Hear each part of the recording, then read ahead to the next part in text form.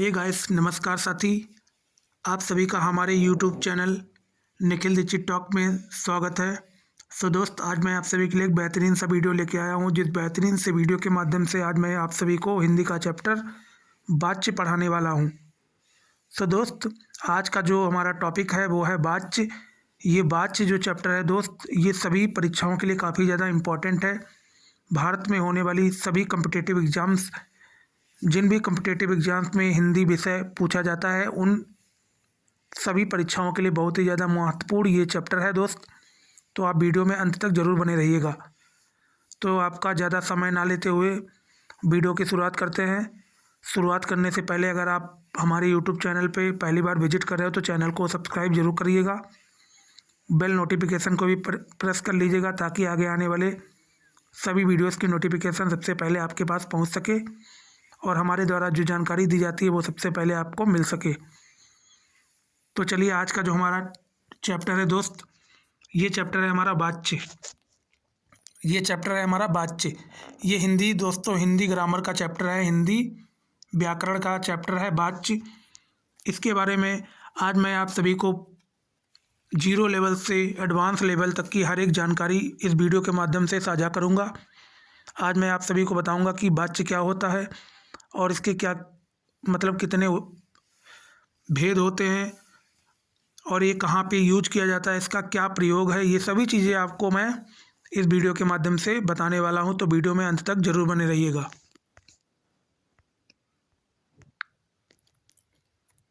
चलिए अपने टॉपिक की ओर बढ़ते हैं दोस्त। आज का जो हमारा टॉपिक है वो है वाच्य।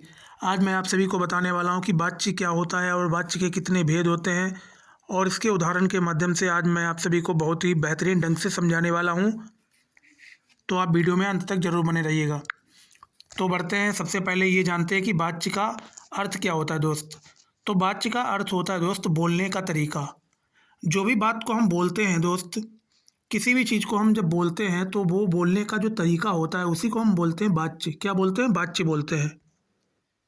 जब कोई भी बात हम लिखते हैं या बोलते हैं, मतलब बोलने का जो तरीका होता है उसी को हम बोलते हैं क्या? वाच्य बोलते हैं। ये चीज़ आपको ध्यान रखनी है। वाच्य का अर्थ होता है दोस्त बोलने का तरीका। जब हम किसी भी बात को बोलते हैं, वो जो बोलने का हमारा तरीका होता है उसी को हम बोलते हैं वाच्य। ये चीज़ आपको समझ आ गई होगी कि वाच्य को हम क्या कहते हैं, वाच्य का क्या अर्थ होता है दोस्त। जब हम किसी भी बात को बोलते हैं तो वो बोलने का जो तरीका होता है उसी को हम बोलते हैं वाच्य। तो अब जानते हैं कि दोस्त इसके वाच्य के 3 क्या होते हैं। वाच्य हमारे कितने प्रकार के होते हैं? तो वाच्य दोस्त हमारे 3 प्रकार के होते हैं हिंदी व्याकरण में। हिंदी व्याकरण में वाच्य 3 प्रकार के होते हैं। कौन कौन से होते हैं ये भी आप जान लीजिएगा। तो पहला हमारा होता है कृतवाच्य। क्या होता है? कृतवाच्य। पहला हमारा होता है दोस्त कृतवाच्य, दूसरा होता है कर्मवाच्य, तीसरा होता है हमारा भाववाच्य। अब इन तीनों वाच्यों के बारे में मैं आप सभी को विधिवत जानकारी दूंगा और पूरी फुल डिटेल्स के साथ इस वीडियो के साथ आप सभी को हर एक जानकारी साझा करूंगा। तो आप वीडियो में अंत तक जरूर बने रहिएगा। सबसे पहले मैंने आप सभी को बताया कि वाच्य का अर्थ होता है बोलने का तरीका। फिर उसके बाद दोस्त बताया है कि वाच्य 3 प्रकार के होते हैं। पहला प्रकार है कृतवाच्य, दूसरा है कर्मवाच्य, तीसरा है दोस्त भाववाच्य। अब जानते हैं इनके बारे में और कुछ उदाहरण के साथ हम आगे बढ़ते हैं और आपको बताते हैं कि ये वाच्य होता क्या है। ये सभी जानकारी आपको बताते हैं। तो देखिए, आपके सामने स्क्रीन पे एक उदाहरण दिया है दोस्त, जहाँ पे लिखा है राम चाय पीता है। राम चाय पीता है, ये हमारा एक उदाहरण लिखा है। अब ज़रा समझिएगा इस उदाहरण का मेन उद्देश्य क्या है, मैंने इस उदाहरण को क्यों यहाँ पे लिया है। अब ज़रा इसे समझिएगा कि मैंने इस उदाहरण को यहाँ पे क्यों लिया है, क्या इसका उद्देश्य है। तो यहाँ दोस्त जो राम है यहाँ पे वो क्या है? करता है। क्या है? करता है। अभी मैंने आपको कारक में भी बताया था कि कर्ता वो होता है दोस्त जो कार्य को करता है, जिसके द्वारा कार्य किया जाता है उसे बोलते हैं कर्ता। और ये जो चाय है हमारी, ये चाय दोस्त क्या है हमारी? ये चाय है हमारी कर्म। चाय क्या है हमारी? कर्म है चाय। चाय हमारी क्या है? कर्म है। ये चीज़ आपको समझ आ रही होगी, हमें आशा और उम्मीद है कि दोस्त ये चीज़ आपको समझ आ रही होगी। राम हमारा क्या है, कर्ता है, और चाय हमारी क्या है, कर्म है। दोस्त राम है हमारा कर्ता, चाय है हमारी कर्म। कर्ता दोस्त वो होता है जिसके द्वारा किसी कार्य को किया जाता है। अब आता है हमारा पीता। पीता यहाँ पे क्या है दोस्त, ये जो पीता लिखा है पीता, ये हमारी क्या है दोस्त, क्रिया है। ये भी आप जान लीजिएगा, ये हमारी क्या है, क्रिया है। ये हमारी क्या है दोस्त, क्रिया है। और क्रिया क्या होता है ये भी जान लीजिएगा आप। काम का करना या होना क्या कहलाता है, क्रिया। जब हम किसी भी कार्य को करते हैं, जब किसी भी कार्य को दोस्त करते हैं तो वो हमारी क्या कहलाएगी, क्रिया कहलाएगी। मतलब सीधे तौर पर ये समझिएगा दोस्त, क्रिया वो होती जब काम का करना या होना क्या कहलाता है, क्रिया कहलाता है। जैसे हम दौड़ रहे हैं, हम चल रहे हैं, जब हम कोई ना कोई कार्य कर रहे हैं ना, एक प्रकार का हमारा मूवमेंट हो रहा है, हमारे बॉडी का क्या हो रहा है दोस्त, मूवमेंट हो रहा है, तो यही मूवमेंट हमारा क्या कहलाएगा, क्रिया कहलाएगा। जैसे हम लिख रहे हैं, हम पढ़ रहे हैं, जैसे लिखना है, पढ़ना है, खेलना है, कूदना है, भागना है, दौड़ना है, ये सभी हमारे क्या हैं, क्रिया हैं दोस्त। तो हमें आशा और उम्मीद है कि आप सभी को क्रिया भी समझ आ गई होगी। तो मैंने आपको इस वाक्य के माध्यम से ये चीज़ बताने का प्रयास किया है कि इसमें कर्ता क्या है और कर्म क्या है और क्रिया क्या है। ये चीज़ें आपको समझ आ गई होंगी, हमें आशा और उम्मीद है। तो बढ़ते हैं नियम नंबर 1 पे। आज का जो हमारा नियम नंबर 1 है वो क्या है दोस्त, तो ज़रा जान लीजिएगा क्या है। यदि कर्ता के साथ विभक्ति चिन्ह हो, यहाँ बोला गया है यदि कर्ता के साथ विभक्ति चिन्ह हो और कर्म के साथ विभक्ति चिन्ह ना हो तो क्रिया का लिंग और वचन कर्म के अनुसार होता है। यहाँ बोला गया है दोस्त, यदि कर्ता के साथ विभक्ति चिन्ह हो और कर्म के साथ विभक्ति चिन्ह ना हो तो क्रिया का लिंग और वचन कर्म के अनुसार होता है। आपसे कहा गया है यदि कर्ता के साथ विभक्ति चिन्ह हो और कर्म के साथ विभक्ति चिन्ह ना हो तो क्रिया का जो लिंग और वचन होता है दोस्त वो किसके अनुसार बदलता है, तो वो याद रखिएगा वो कर्म के अनुसार होता है। ये चीज़ आपको ध्यान रखनी है, ये चीज़ आपको क्या करनी है, ध्यान रखनी है। मैंने इससे पहले दोस्त आप सभी को कारक पढ़ाया है, उस कारक में मैंने आप सभी को बताया कि ये विभक्ति चिन्ह क्या होता है, ये विभक्ति चिन्ह क्या होता है। जैसे मैंने आपको कारक में पढ़ाया था कर्ता ने, ये कर्ता हमारा क्या है दोस्त, कारक है एक प्रकार का, और कर्ता ने, हम इधर ने लिख रहे हैं तो ये जो ने है दोस्त ये हमारी क्या है, विभक्ति है। ये जो ने है ये हमारी विभक्ति है। अब हम उसके बाद लिख रहे थे कर्म को, कर्म को, तो यहाँ पे मैंने लिखा को, तो ये जो हमारी को है दोस्त ये हमारी क्या है, विभक्ति है। ये हमारी क्या है, विभक्ति है। फिर हमने लिखा था दोस्त करण से, करण से, तो यहाँ पे जो से है दोस्त, से, यहाँ पे जो से है ये भी हमारी क्या है, विभक्ति है। तो हमें उम्मीद है कि आपको विभक्ति भी क्लियर हो गई होगी, हमें उम्मीद है कि आपको विभक्ति भी क्लियर हो गई होगी। अगर आपको बेहतरीन ढंग से विभक्ति क्लियर करना है तो दोस्त आप जो मैंने आज आप सभी को कारक चैप्टर पढ़ाया है उस वीडियो को आप देख सकते हैं। वहाँ से आपको कारक के साथ साथ हर एक विभक्ति बेहतरीन ढंग से समझ आ जाएगी। तो अब यहाँ पे हमारा एक उदाहरण है दोस्त, हम उदाहरण की मदद से मैं आप सभी को और भी बेहतरीन ढंग से इस नियम नंबर 1 को समझाने का प्रयास करूँगा। तो यहाँ पे देखिएगा ज़रा, लिखा है विवेक ने खीर खाई, तो इसका मतलब क्या है दोस्त, तो यहाँ पे जान लेते हैं कि ये विवेक क्या है हमारा और ये खीर क्या है और ये खाई क्या है। सबसे पहले ये जानते हैं। तो यहाँ पे जो विवेक है दोस्त, विवेक, ये विवेक हमारा क्या है, विवेक है कर्ता। अभी हमने बताया था विवेक क्या है हमारा, कर्ता है। विवेक हमारा क्या है दोस्त, कर्ता है। क्यों करता है, तो हमने अभी बताया था दोस्त कर्ता वो होता है जिसके द्वारा कोई भी कार्य किया जाता है, उसे हम बोलते हैं कर्ता। तो यहाँ पे जो विवेक है दोस्त वो कर्ता है। और यहाँ पे जो ने है, ने, ये हमारा क्या है दोस्त, ये हमारा विभक्ति चिन्ह है। क्या है, विभक्ति चिन्ह है, विभक्ति चिन्ह है। ये चीज़ आपको ध्यान रखनी है,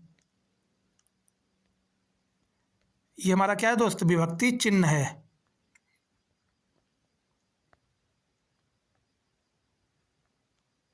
ये हमारा क्या है, विभक्ति चिन्ह है। ये चीज़ आपको समझ आ गई होगी, हमें आशा और उम्मीद है। अब यहाँ पे जो दोस्त खीर लिखा है, खीर, ये हमारा क्या है, कर्म है। क्या है दोस्त, कर्म है। क्या है, कर्म है। ये चीज़ आपको समझ आ गई होगी। अब यहाँ जो लिखा है खाई, खाई ये हमारा क्या है दोस्त, खाई है हमारा क्रिया। क्या है, क्रिया। खाई हमारा क्या है दोस्त, क्रिया है। खाई हमारा क्या है, क्रिया है। अभी मैंने आपको बताया विवेक यहाँ पे करता है, ने यहाँ पे क्या है, विभक्ति चिन्ह है, खीर क्या है हमारा, कर्म है, और खाई क्या है, क्रिया है। ये चीज़ आपको समझ आ गई होगी। अब यहाँ पे दोस्त जो विवेक है, विवेक ये हमारा क्या है, पुल्लिंग है और एक वचन है। पुल्लिंग है और एक वचन है। पुल्लिंग है और एक वचन है।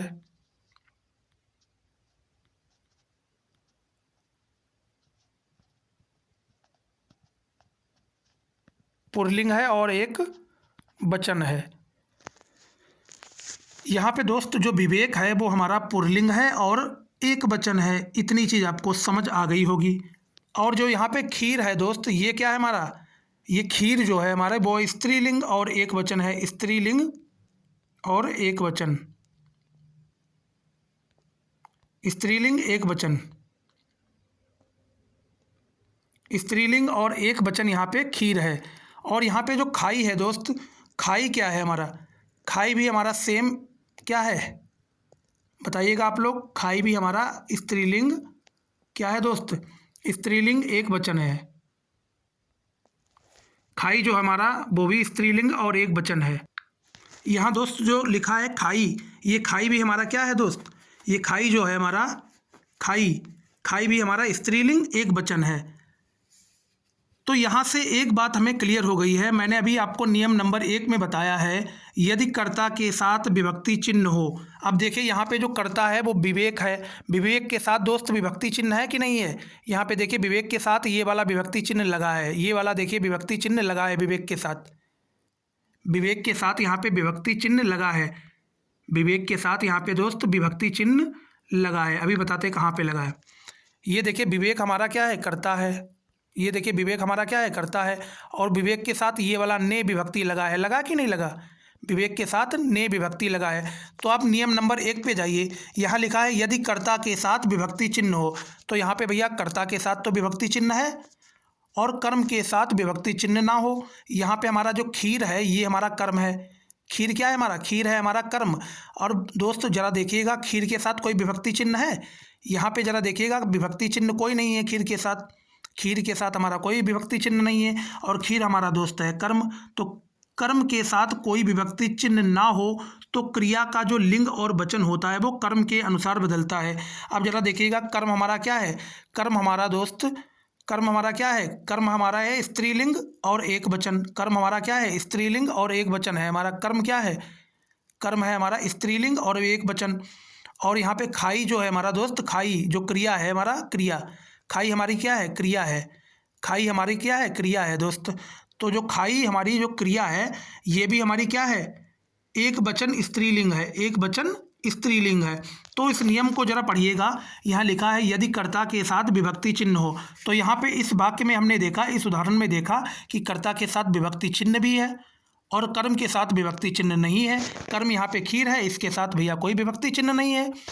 तो यहाँ पे लिखा है तो क्रिया का लिंग और वचन कर्म के अनुसार होता है। तो यहाँ पे देखिए कर्म हमारा खीर है, तो खीर हमारी स्त्रीलिंग एक वचन है।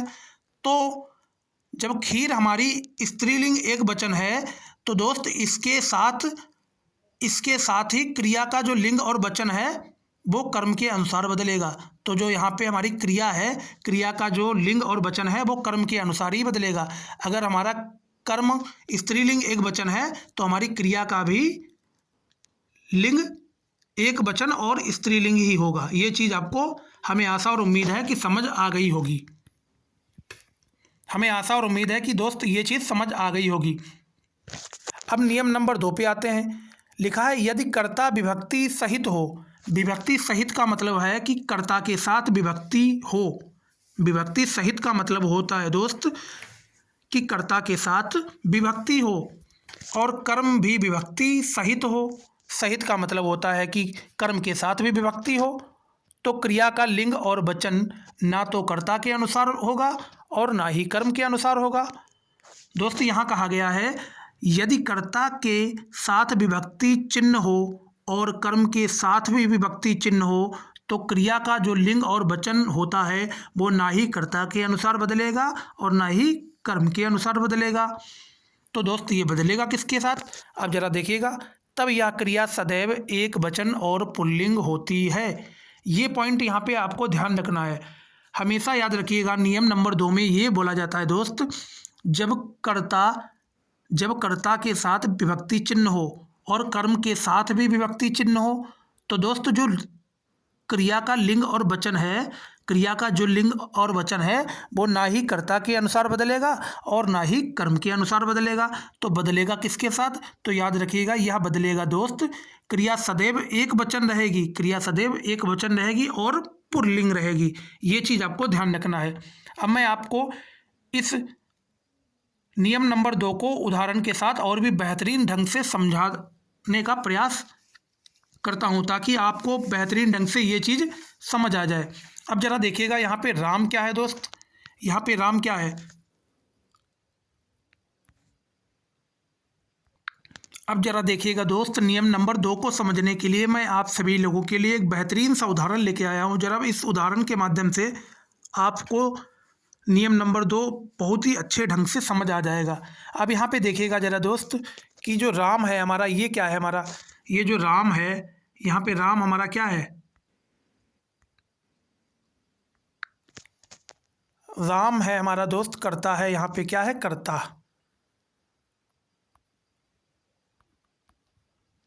राम है हमारा कर्ता। और यहाँ पे जो ने है दोस्त, ये जो ने लिखा ने, ये हमारा क्या है दोस्त? यहाँ पे विभक्ति है। क्या है? विभक्ति है। ने हमारा क्या है? विभक्ति है। ये चीज़ आपको समझ आ रही होगी, हमें आशा और उम्मीद है।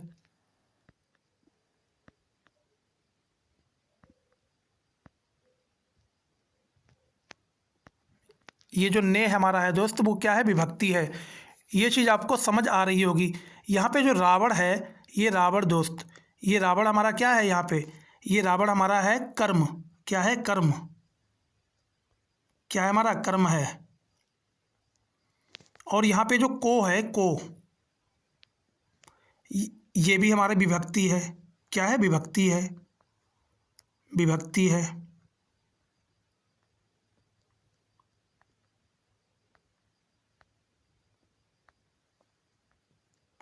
जो यहाँ पे को लिखा है दोस्त, ये भी विभक्ति है।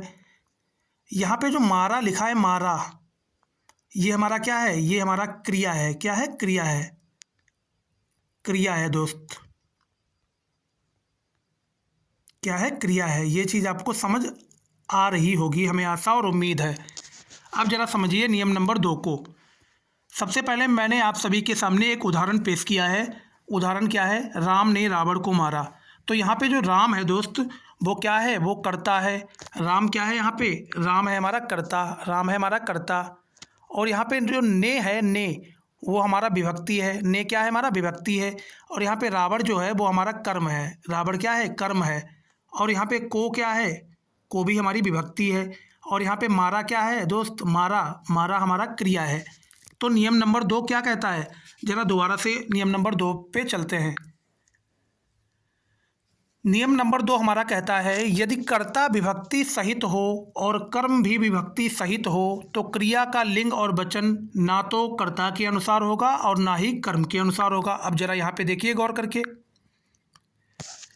भैया, देखिए राम जो है कर्ता है और कर्ता के साथ ने विभक्ति है। ये वाली जो ने है दोस्त, ये वाली विभक्ति, ये वाला हमारा राम कर्ता है, कर्ता के साथ देखिए विभक्ति है।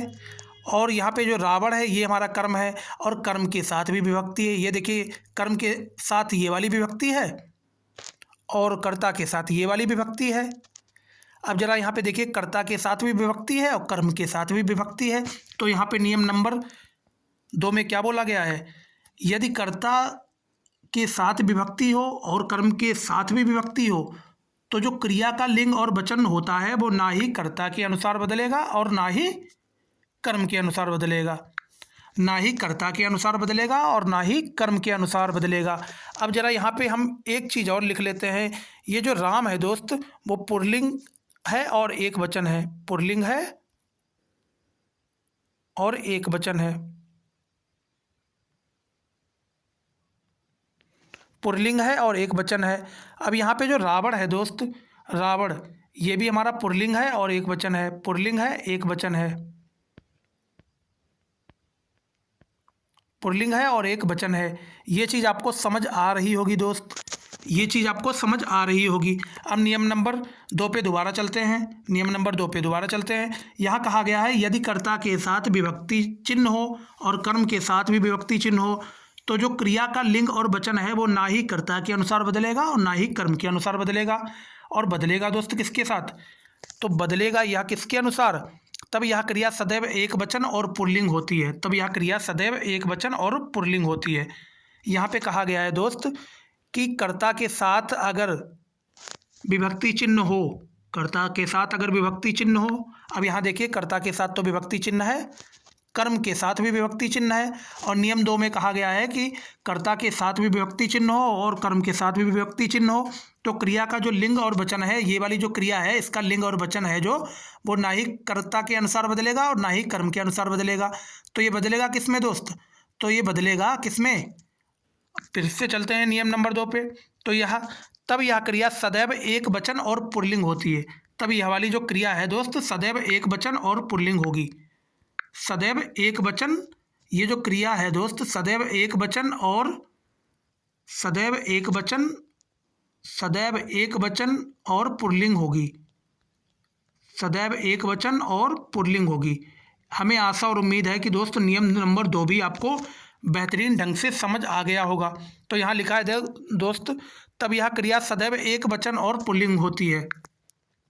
तो यहाँ पे देखिए जो हमारी क्रिया है मारा, ये हमारी एक वचन और पुल्लिंग है। तो हमें आशा और उम्मीद है कि नियम नंबर 2 आपको बहुत ही बेहतरीन ढंग से समझ आ गया होगा। चलिए आगे बढ़ते हैं,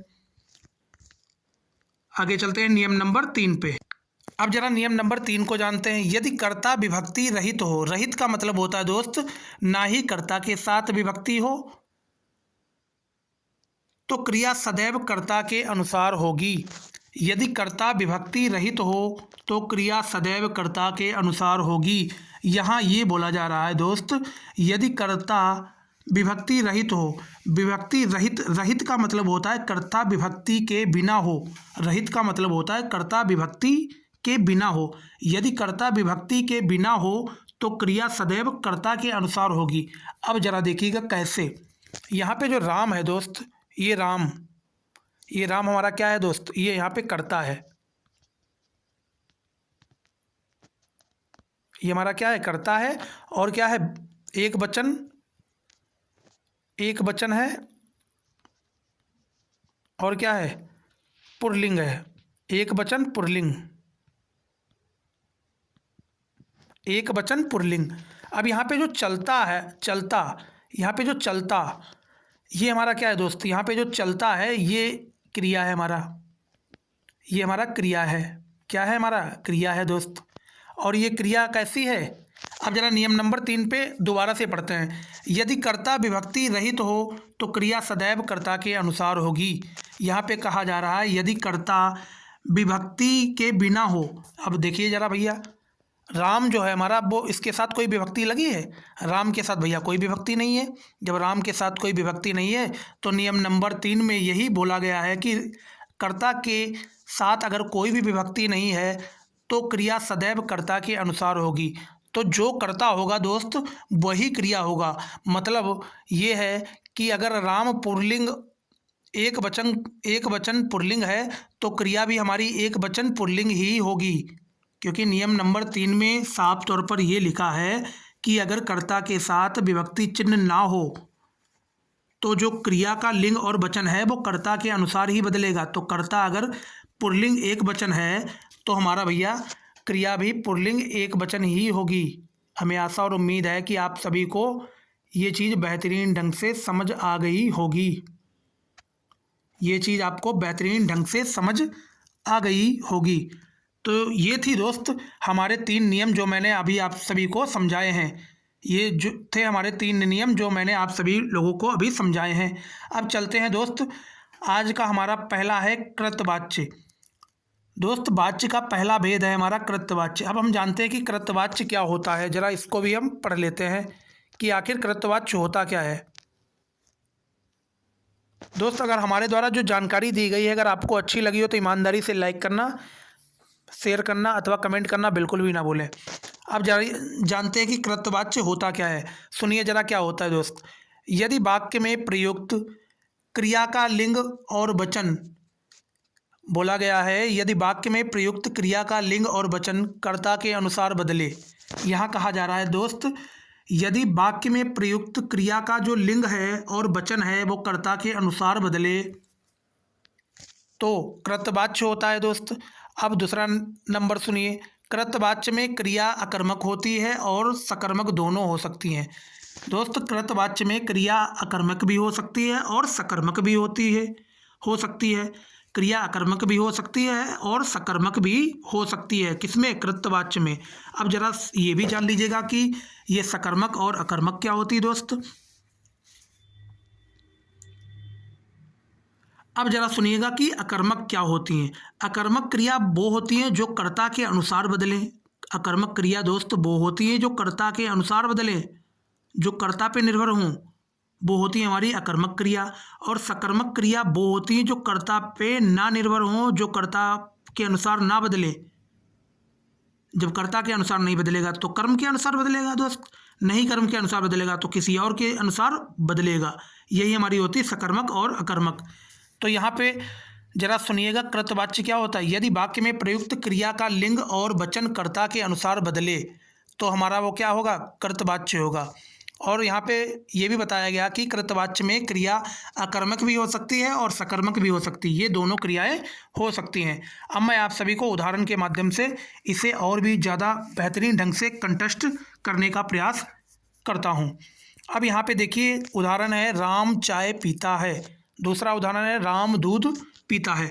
अब जरा देखिएगा कैसे।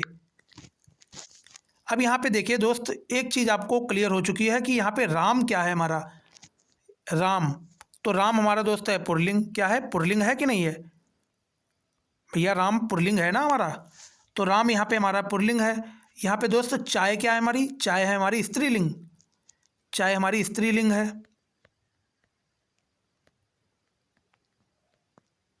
चाय हमारी क्या है? स्त्रीलिंग है। अब यहाँ पे दोस्त पीता हमारा क्या है? पीता। पीता पीता हमारा दोस्त पुल्लिंग है। क्या है? पुल्लिंग है। पीता हमारा पुल्लिंग है। ये चीज़ समझ आ गई होगी आप सभी को। अब जरा दोबारा से उसी परिभाषा पे आते हैं कृतवाच्य की। यदि वाक्य में प्रयुक्त क्रिया का लिंग और वचन कर्ता के अनुसार बदले। अब जरा भैया देखिए, यहाँ पे कर्ता क्या है? राम है कर्ता। राम क्या है भाई? राम है हमारा कर्ता।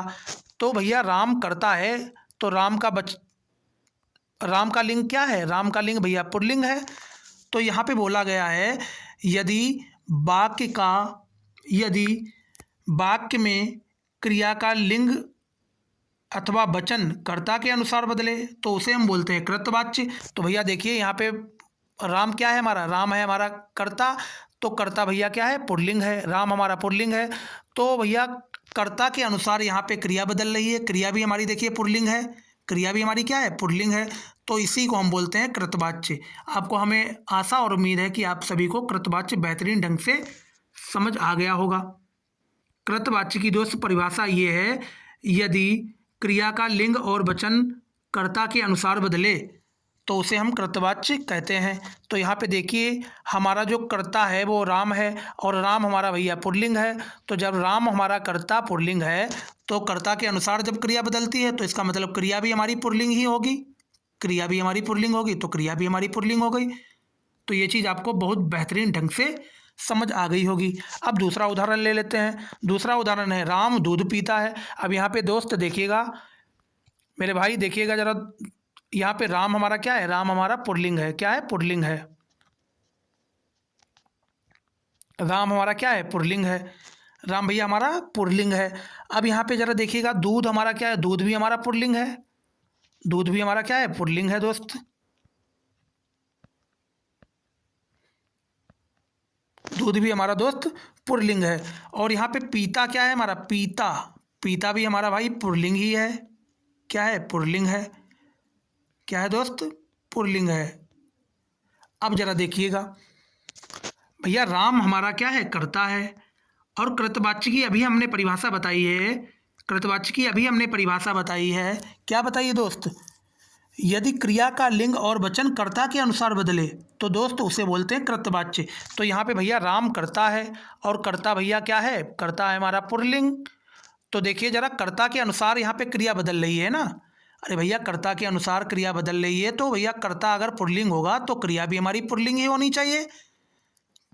क्रिया भी हमारी पुल्लिंग होनी चाहिए क्योंकि वो कर्ता के अनुसार बदल रही है, तो क्रिया भी हमारी पुल्लिंग ही हो जाएगी।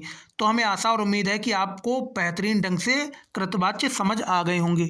कृतवाच्य आपको बहुत ही अच्छे तरीके से समझ आ गए होंगे।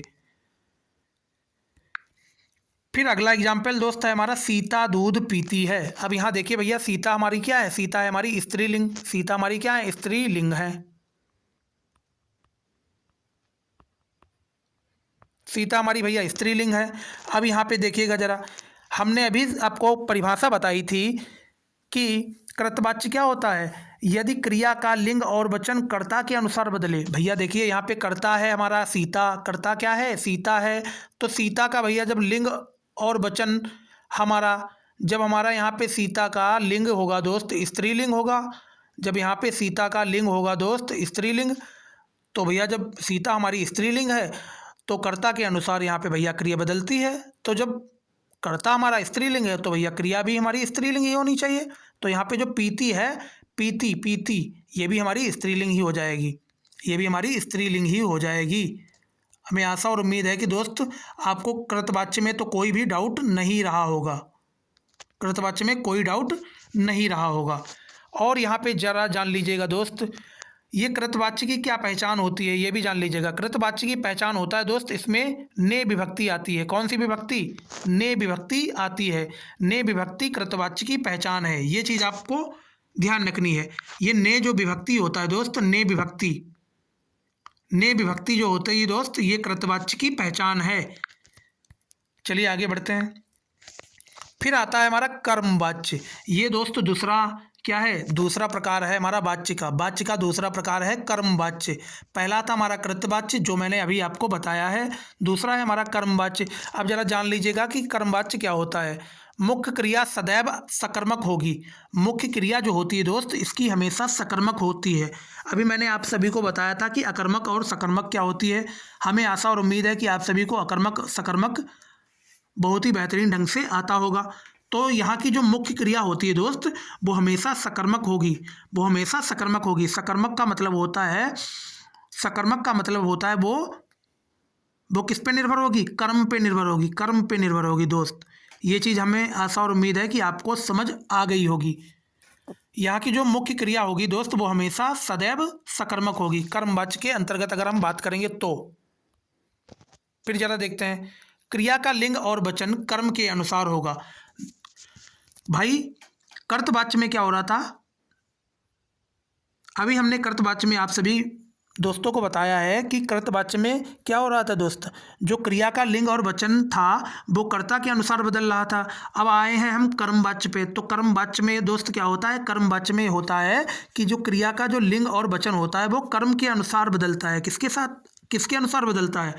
कर्म के अनुसार बदलता है। कर्म के अनुसार बदलता है। ये चीज़ हमेशा आपको याद रखनी है कि कर्मवाच्य में दोस्त क्रिया का जो लिंग और वचन होता है वो हमेशा कर्म के अनुसार ही बदलता है। कर्म के अनुसार ही बदलता है। क्रिया का लिंग और वचन हमेशा कर्म के अनुसार ही बदलता है। ये चीज़ हमेशा याद रखना। और इसकी पहचान क्या है? इसकी पहचान है दोस्त के द्वारा। इसकी पहचान है के द्वारा। के द्वारा इसकी पहचान है। किसकी पहचान दोस्त? कर्मवाच्य। कर्मवाच्य की पहचान है के द्वारा। जहाँ भी के द्वारा आ जाए हमेशा याद रखिएगा वो कर्मवाच्य ही होगा। अब जरा यहाँ पे देख लीजिएगा, उदाहरण दोस्त है यहाँ पे, राम के द्वारा पुस्तक पढ़ी जाती है। अभी हमने आप सभी को पहचान बताई थी कर्मवाच्य की पहचान क्या होती है। तो आपको अभी हमने बताया था कि कर्मवाच्य में याद रखिएगा अगर के द्वारा आ गया तो वो याद रखिएगा वो हमारा हमेशा क्या होगा? कर्मवाच्य का वाक्य होगा। ये हमारा क्या है? कर्मवाच्य की पहचान है। तो यही पहचान देख के हमने ये पहचान लिया कि ये जो वाक्य है दोस्त, ये वाक्य हमारा कर्मवाच्य है। क्या है? कर्मवाच्य है। ये वाक्य हमारा क्या है? कर्मवाच्य है। ये चीज़ हमें आशा और उम्मीद है कि आप सभी को बेहतरीन ढंग से समझ आ गई होगी। अब ज़रा देखिएगा, इससे हम बेसिक लेवल से अच्छे से और समझाते हैं दोस्त। आपको एक एक पार्ट बताते हैं कि कौन सा इसमें कर्ता है, कौन कर्म है। अब यहाँ पे भाई देखिएगा ज़रा, यहाँ पे जो राम है, यहाँ जो राम है दोस्त, ये राम, ये हमारा भाई क्या है, ये क्या है भाई, यहाँ पे ये हमारा राम है, ये हमारा पुल्लिंग है। क्या है? पुल्लिंग है। ये हमारा क्या है? पुल्लिंग है। और यहाँ पे हमने अभी बताया था कि कर्मवाच्य की पहचान होती है जहाँ पे के द्वारा आ जाए, के द्वारा, ये इसकी पहचान है, पहचान है दोस्त।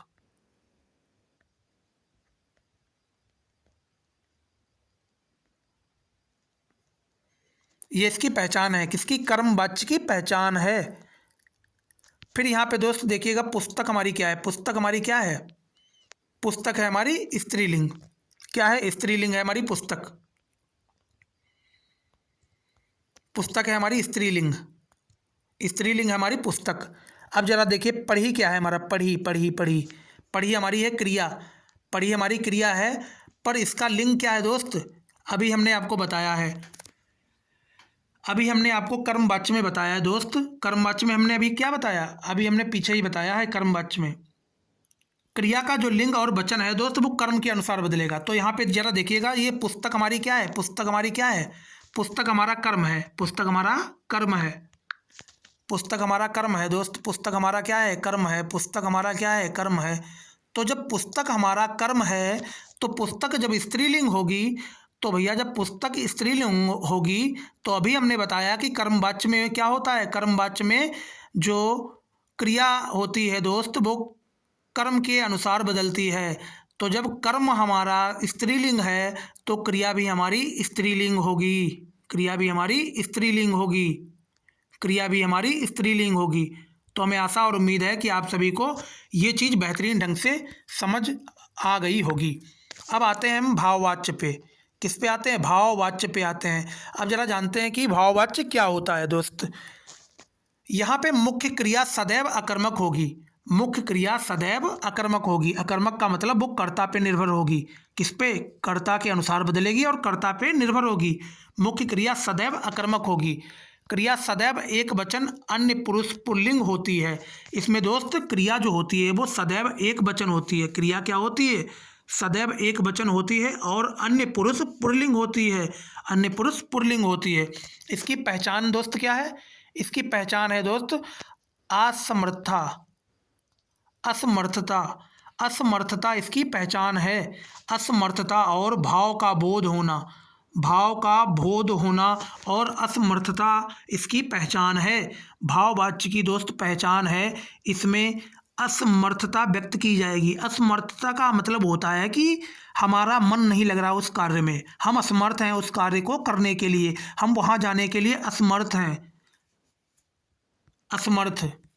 तो हमें आशा और उम्मीद है कि आपको असमर्थता भी समझ आ गई होगी। असमर्थता का मतलब है हम उस कार्य को नहीं करना चाहते, या हमारा मन नहीं है, हम वहाँ नहीं जाना चाहते। ये हमारा एक प्रकार का असमर्थता व्यक्त करना हुआ। ये चीज़ हमें आशा और उम्मीद है कि समझ आ गई होगी। अब ज़रा उदाहरण लेते हैं तो आपको और भी बेहतरीन ढंग से समझ आ जाएगी हर एक चीज़।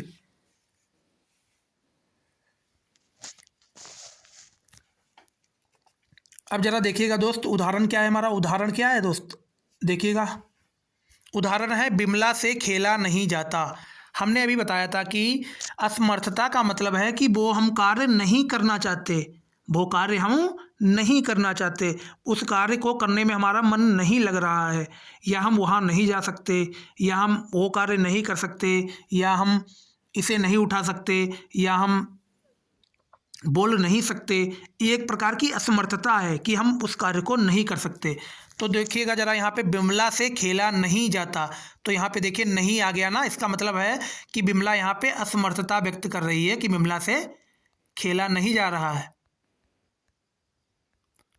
बिमला भाई यहाँ पे, बिमला क्या है? बिमला यहाँ पे दोस्त असमर्थ हैं, असमर्थ हैं, इसी के लिए बिमला से खेला नहीं जाता, उससे पढ़ा नहीं जाता। अब यहाँ देखिए नहीं आ गया, मतलब इसका मतलब है कि वो असमर्थ है, उसके द्वारा वो नहीं कर सकता, वो नहीं कर सकता या उसका मन नहीं है करने को, मतलब एक प्रकार से असमर्थ है वो कार्य करने को। तो दोस्त जहाँ भी असमर्थता व्यक्त की जाएगी किसी भी वाक्य में, तो हमेशा याद रखिएगा वो भाववाच्य होगा। क्या होगा? भाववाच्य होगा। मोहन से लिखा नहीं जाता, यहाँ देखिए नहीं आ गया, इसका मतलब यहाँ पे असमर्थता व्यक्त की जा रही है। यहाँ पे क्या व्यक्त की जा रही है? असमर्थता व्यक्त की जा रही है दोस्त। क्या व्यक्त की जा रही है? असमर्थता व्यक्त की जा रही है। और ये बताया जा रहा है कि मोहन से लिखा नहीं जाता। मोहन से क्या नहीं किया जाता? मोहन से लिखा नहीं जाता, मतलब मोहन असमर्थ है लिखने में, इसी के लिए मोहन से लिखा नहीं जाता। चलो अब सोया जाए, यहाँ पे देखिए भाव व्यक्त किया जा रहा है कि चलो अब सोया जाए, चलो अब सोया जाए या चलो अब उठा जाए। एक प्रकार का क्या है? भाव है दोस्त। क्या है? भाव है। तो दोस्त ये थे हमारा वाच्य, जो मैंने आप सभी को बेहतरीन ढंग से पढ़ाया। ये हमारा दोस्त पूरा चैप्टर था वाच्य का, जो मैंने आप सभी को सिर्फ और सिर्फ मात्र 40 मिनट में बहुत ही बेहतरीन ढंग से और अच्छे तरीके से हर एक चीज़ रिपीट करके मैंने आप सभी को बताई है। तो हमें आशा और उम्मीद है कि आप सभी को हर एक चीज़ इस वीडियो में जो भी चीज़ बताई गई है वो सभी चीज़ें आपको समझ आई होंगी। और अगर उसके बावजूद कोई भी आपका डाउट रह जाता है तो आप कमेंट सेक्शन में ज़रूर पूछिएगा। और चैनल को सब्सक्राइब करना बिल्कुल भी ना भूलिएगा दोस्त, और वीडियो को लाइक करना और शेयर करना भी ना भूलिएगा, ताकि आपको जो जानकारी मिली है वो औरों को भी मिल सके। इसी के लिए वीडियो को शेयर करना बिल्कुल भी ना भूलें। तो चलिए ज़्यादा समय ना गवाते हुए हमारा आज का जो टॉपिक था वाच्य दोस्त, वो मैंने अभी कवर कर लिया है आपके सामने। और हमें उम्मीद है कि आप सभी को बेहतरीन ढंग से ये चीज़ें समझ आई होंगी। हमें उम्मीद है कि आप सभी को ये बेहतरीन ढंग से ये सभी चीज़ें समझ आई होंगी। दोस्त ये जो वाच्य चैप्टर है बहुत ही ज़्यादा मोस्ट इम्पॉर्टेंट है। वाच्य जो चैप्टर है बहुत ही ज़्यादा मोस्ट इम्पॉर्टेंट है। जिन भी परीक्षाओं में हिंदी विषय मतलब आता है, उन परीक्षाओं के लिए वाच्य चैप्टर बहुत ही मोस्ट इम्पॉर्टेंट है दोस्त। इससे पहले हमने कारक पढ़ाया है। कारक के साथ साथ दोस्त मैंने पर्यायवाची और अनेक शब्दों के लिए एक शब्द, विलोम शब्द, ये सभी मैंने फुल डिस्कशन के साथ और फुली डिटेल्स के साथ हर एक चीज़ मैंने टॉपिक उस वीडियो में कवर किया है। तो आप अगर उन टॉपिक्स को क्लियर करना चाहते हैं तो मैं वीडियो के डिस्क्रिप्शन बॉक्स में लिंक प्रोवाइड करा दूंगा, आप वहां से जाके ये सभी टॉपिक अपने मजबूत कर सकते हैं।